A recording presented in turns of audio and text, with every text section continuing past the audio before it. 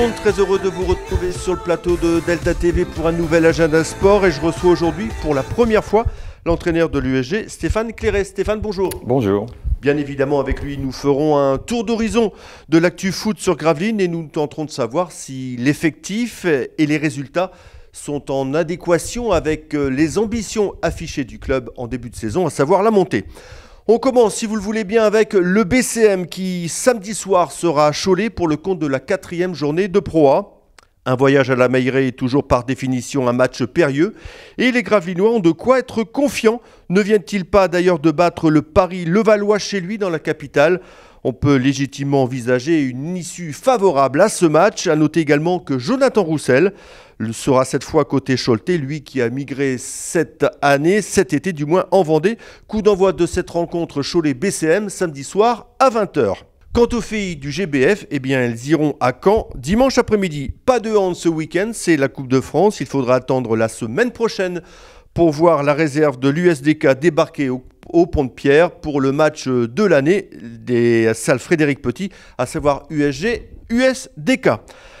Voilà, à noter également, alors ça c'est pour les plus sportifs, que ce week-end eh bien, se déroulera la 18e édition des boucles de l'AA, au menu 10 km, 2 boucles de 5 sur un parcours roulant le long du Chenal, départ à 10h10 près du Sportica, ça c'est pour les plus entraînés, sinon pour les moins aguerris, pour ceux qui commencent la course à pied, ou tout simplement qui n'ont pas beaucoup d'entraînement ou qui n'ont pas le temps, il y a le 6 km. Le retrait des dossards se fait au Sportica samedi de 15 à 18h. Pour plus de renseignements, bien évidemment, je vous invite à contacter le service des sports au 03 28 23 59 06. À signaler également que pour les plus petits, eh bien, il y a le 1 et 2 km. Alors Stéphane, je le disais tout à l'heure, c'est la première fois que vous venez sur le plateau de Delta TV. Vous avez pris les rênes de l'équipe en fin d'année, fin de la saison dernière. Est-ce que vous pouvez vous présenter en quelques mots pour ceux qui ne vous connaissent pas encore ?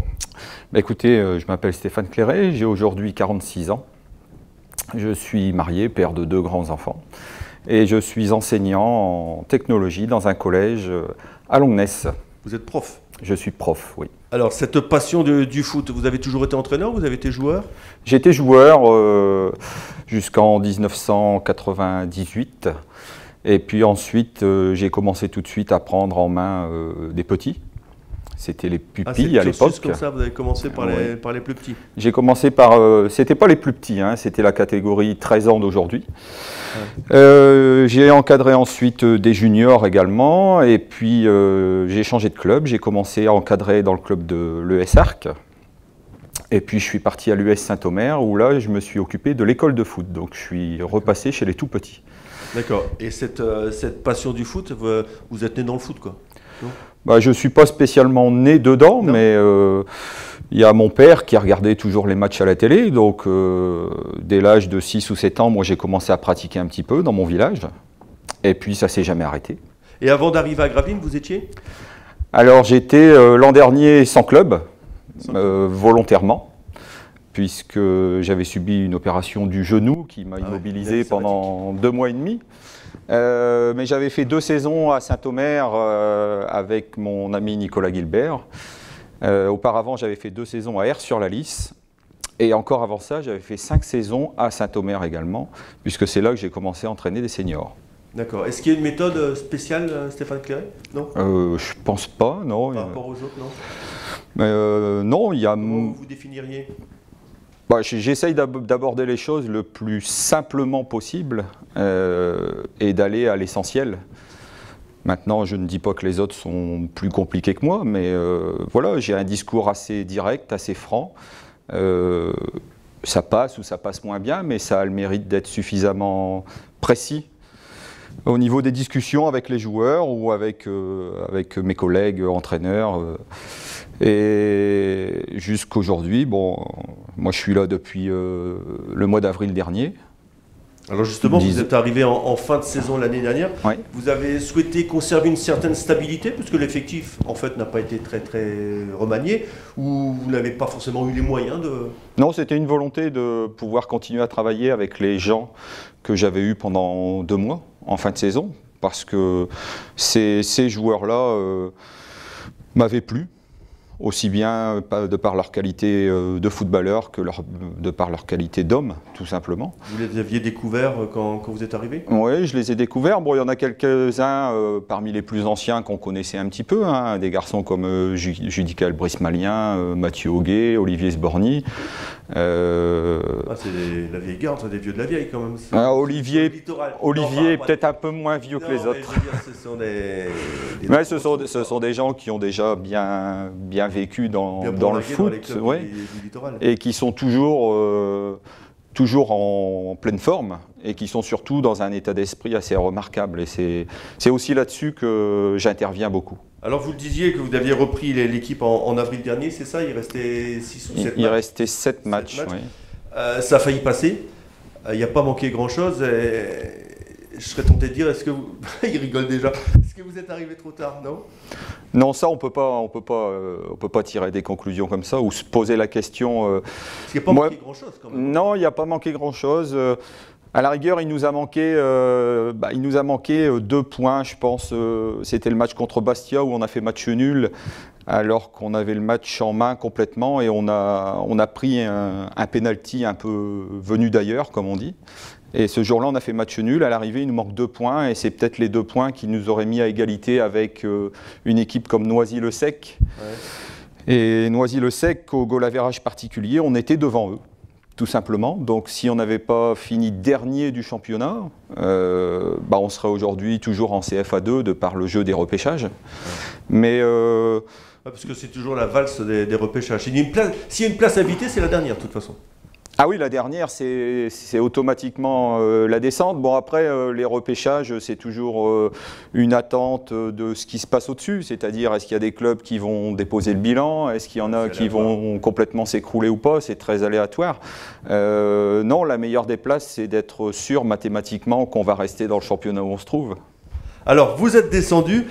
Et ce début de saison, il est conforme à ce que vous espériez, ou beaucoup de déceptions aussi sur certains matchs, notamment une défaite ici, là? Non, pour aujourd'hui, c'est conforme. On a marqué un certain nombre de points. C'est important de marquer des points au début d'un championnat pour éviter de prendre du retard et de démarrer la machine. Donc le tableau de marche est conforme? Il est très bien aujourd'hui, puisqu'on... En termes de classement, on est 3e ou 4e. On est dans... Il y en a qu'un qui monte, c'est ça, il faut le rappeler. Oui, là, il n'y en a qu'un qui monte. La division d'honneur dans la Ligue du Nord-Pas-de-Calais, c'est extrêmement compliqué. Ouais. Beaucoup plus difficile de monter que ceux de maintenir en CFA2 l'année d'avant. Certainement, très certainement, oui. Donc là, les cadors, c'est quoi? Les cadors, il y en a beaucoup. Il y en a beaucoup parce qu'il y a énormément de clubs qui annoncent des ambitions de montée. Il y a le voisin Dunkerquois qui veut faire monter sa réserve. Il y a des équipes comme le Touquet qui cherche à monter depuis 3 saisons. Il y a Saint-Omer. Touquet, vous leur avez mis une bonne banane quand même la semaine dernière. On a gagné au Touquet, ça fait plaisir. Parce qu'aller chercher des points à l'extérieur. D'ailleurs, à ce sujet, c'est des points qu'on a... Dans mon esprit, c'est des points qu'on a récupérés parce que contre Cambrai à domicile, on avait fait un match nul 0-0. Et moi, je considère toujours que, sauf si l'adversaire est vraiment très supérieur, ne pas gagner à domicile, c'est comme une défaite. Donc le match nul contre Cambrai... on n'avait peut-être pas les armes pour battre Cambrai ce jour-là, mais Cambrai ne nous était pas spécialement supérieur, donc c'était un échec. Alors ce week-end, vous allez au Portel dimanche après-midi, une équipe... On reçoit le Portel. Vous recevez le Portel, oui effectivement. Vous recevez le Portel, une équipe largement à votre portée, ils sont 10e, ils viennent d'arracher justement le match nul contre Cambrai à la 95e ou 96e minute. Oui. Là, il ne faut pas se rater non plus là-dessus. Les joueurs ont conscience que tous les points perdus, justement, peuvent se comptabiliser à la fin Mais j'espère qu'ils ont conscience de ça, parce que ça fait quand même 2 ou 3 saisons où le club de Gravelines navigue dans la zone des fameux repêchages en CFA2. Cette année, on est reparti en division d'honneur. Il faut avoir conscience que le moindre point peut avoir son importance. Et le match contre le Portel... moi, j'ai dit tout de suite aux joueurs, le lendemain de la victoire au Touquet, qu'il fallait bonifier une victoire à l'extérieur par une victoire à domicile. Parce que si c'est aller gagner à l'extérieur et faire un mauvais résultat sur sa pelouse, Je ne vais pas dire que ça ne sert à rien, parce qu'on a quand même gagné au Touquet. Mais il n'empêche que si on veut avoir l'ambition de rester dans le haut du classement, il faut tout de suite bonifier le résultat. Il faut tout gagner à la maison, il faut aller chercher quelques victoires à l'extérieur. Il faut gagner le plus possible à la maison, tout gagner, je disais tout à l'heure, si on rencontre un jour un adversaire qui nous est franchement supérieur, on ne gagnera peut-être pas. Mais par contre, il faut faire le maximum pour empocher les points à la maison. Ouais. Et le fait de jouer des derbies comme ça, c'est aussi motivant. On joue Saint-Ouen, on joue Dunkerque, on joue Lonne, on joue... J'espère que c'est motivant pour les joueurs, parce que c'est quand même eux qui sont sur la pelouse. Hein, ensuite, moi, je dirais qu'on sait ce que c'est que le championnat de division d'honneur, on sait très bien qu'on va rencontrer les voisins.